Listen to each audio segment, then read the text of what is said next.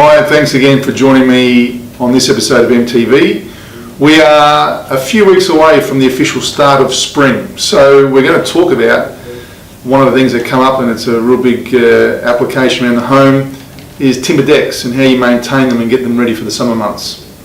So, timber, for those of you that know me, I'm a real lover of timber, and it's when looked after and maintained, it will look after you and give you all the joys that you had designed for it. But we often see that a lot of timber decks need a lot of maintenance because they're not looked after. So there's a few hacks here that I'm going to talk about on how to optimise your timber deck and look after, particularly before springtime when you need to start getting it ready and prepped up for re-oiling or coating. So look, one of the things that you need to understand with timber and decks is it might sound like a real simple one, but firstly, keep it clean. Timber in its nature, because it's not like a glazed tile, it will absorb and have a level of dirt retention. It doesn't matter how often you clean it, but if you just sort of think, oh, the wind out there will just blow stuff off and I won't worry about it, the dirt will absorb into those little creaks and crannies of timber, and also the types of timber oils or coatings, sealers that you can put on timber, have a tendency to have a degree of retention, dirt retention or dirt pickup, as I should say. So keeping the deck clean during the winter months and just in general is really important, okay? And when you see things like leaves stuck on them, don't leave them there, because what happens is the nature of timber itself being slightly absorbent and those sealers and oils, you can actually get some of those natural leaf oils from timbers actually stain, and that then is very, very difficult to remove, and you'll find that more often than not you'd have to sand it off. So that is the first basic tip. The second one, which is what we see some people do, is they decide to sweep the debris into the gaps of the timber. Now it's all fine if you've got just dust and you think you can broom it into the gap and it just falls below, but when you've got solid debris like grassy matter, garden matter, leaves, etc., if it just sits in that gap, what happens is that when it rains, the water just sits there and it actually ends up acting like a sponge. It absorbs water, and what happens then? The timber itself, the timber deck, absorbs that water, and that causes timber rot and damp staining. And when that starts happening, you'll find that the timber starts to break down over time. And look, I know some timbers are more susceptible to others to moisture and dampness, but when the water just pools in that area or it just absorbs in, your timber is going to look crappy over time. So really important to remove the stuff that you're collecting on that deck, and don't just let it sort of sit in those gaps. Always be aware that if there's anything sitting in the gap, even if there might be something that the kids have been out there and just blocked up some of those gaps and the water's sitting there, you want to remove that and make sure that it's always maintained properly to allow water to drain off properly. Okay, very, very important.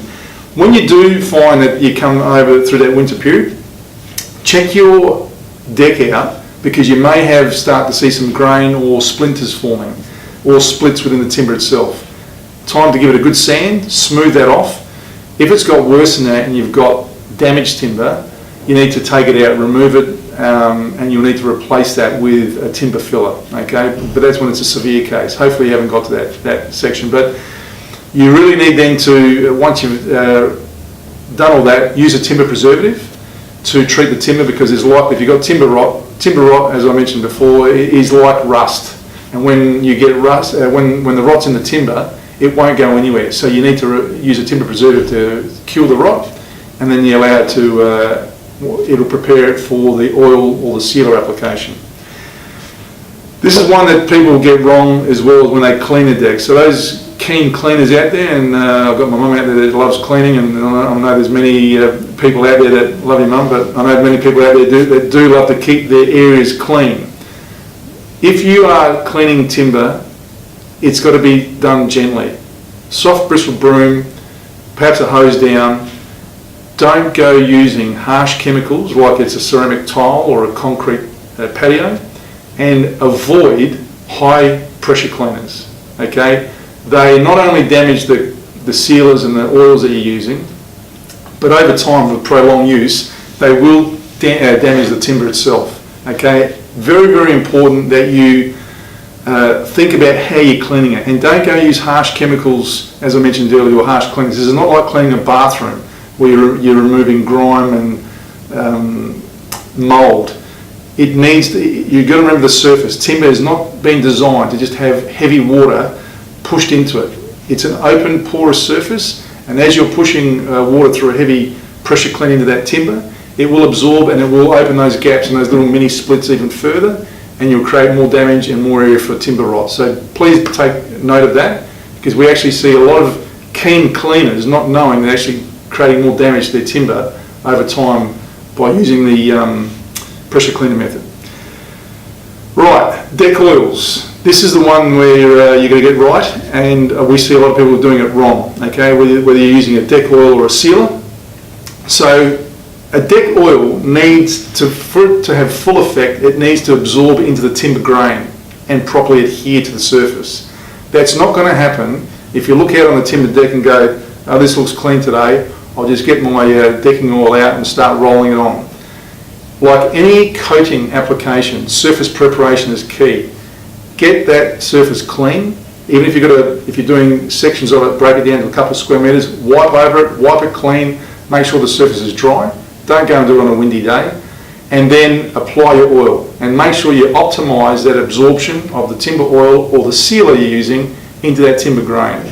That's how you'll optimize protection, when that oil is absorbed into that timber grain. Otherwise it's just going to sit on the surface, and then your first storm and heavy rains come and it actually won't do the job. And you might, the other point on this is some people think they'll play with the weather gods and actually apply their timber oils down when they know it might be forecasted rain tomorrow. And we all know that oils tend to repel water, which is fine, but they need to cure properly and really absorb in. So try and always schedule your works when you've got a good 2 to 3 days of good dry weather. And again, springtime, when the dew in the morning and the frost is gone, that's the time to start considering it, because the other elements, you don't want to be doing this in the hot sun. So morning time or evening time, when it can dry in the shade, is the best time. Let that natural process of the oils absorb into the timber grains, and you'll actually have a job designed and perform as you want with that timber sealing application. Selection of your timber oils and sealers as well is important. If it's an area where you're going to have heavy traffic, lots of barbecue or cooking out there, there are different oils and sealers out there for different applications. So read the instructions, select the one that's going to suit your application, especially if you're going to be dragging things along. Kids out there playing, whatever it might be, just wheeling barbecues, heavy barbecues out there sometimes, you'll find that if you've got a weak oil or an oil that's not suited for your type of timber, that's just going to be worn off very, very quickly, and then you're going to damage it. So yeah, an important one to check out. So that's about it on the timber side of it, on maintaining your deck and selecting the right method of sealing it, and whether you go with an oil or a sealer. And the oils tend to be a preferred method because they will move with the timber. Timber will move, it's a natural product, whereas a sealer is more of a surface coating. But you need to choose which one suits your application and what sort of look and appearance you're wanting. I don't have an interesting fact for you today, but I do have a little story that had confused me once when I was in New Zealand with a client, and I was out there working on their balcony, which was what we would call a timber deck, and the guy I was working with said that he had a hard time working on Jeff's deck, and I was a little bit surprised and shocked. And then he said that sometimes Jeff's deck takes a lot of work to keep clean, and splinters were hard to sand off. Luckily enough, I met Jeff afterwards and realised we were talking about the deck. Thank you to my Kiwi friends across the Tasman. We'll see you next time on MTV.